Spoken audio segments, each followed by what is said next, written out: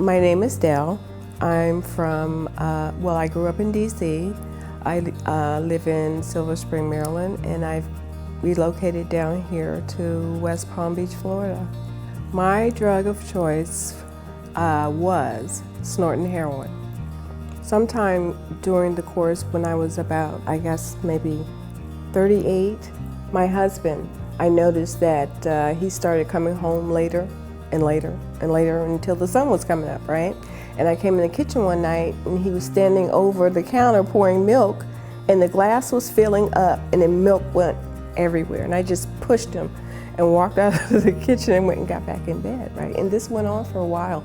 And I asked his friend, I said, is Michael getting high, right?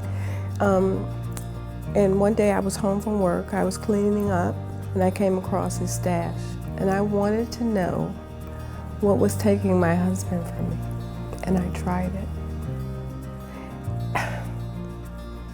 And to be honest, at the time when things started going wrong, I thought it was another woman. And I swear to God, I wish it had been. And all it took was that one time for me to try it. And I've been struggling with that for 20 years, 20 long, hard years, off and on.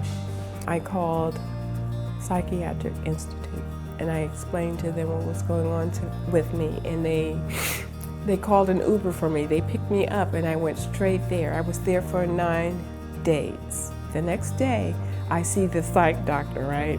I'm sitting there crying, telling my story. I couldn't get my words out. I don't even think they understood what the hell I was talking about.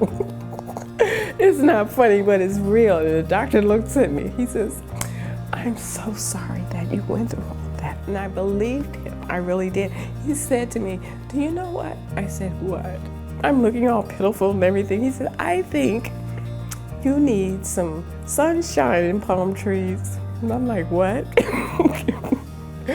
I think you need to go to Florida. I'm like, why Florida? What's in Florida? He says, there's a fantastic treatment facility in Florida. I'm like, well, how am I going to get to Florida, right? Like, that's going to happen. I'm like, okay, fine. He says, no, seriously, I've got this, right? He calls the social worker, and within hours, I have a number to call Delphi, right? She called Delphi, and Delphi called me. And the next day, I was on a plane coming down here. Before Delphi, I had lost the complete will to live my life as a productive citizen, even for myself. And if I don't have anything to give myself, how am I going to give anything to somebody else? I no longer feel the need that I gotta go get high, right? I've never felt like this in my life, not ever, in the last 20 years. And I have a good life.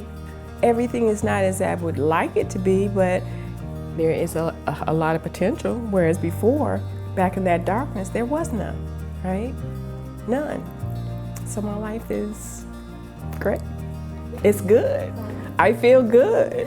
I can hug myself. I actually love me. I do. I love me. Whereas before, I couldn't stand to look in the mirror.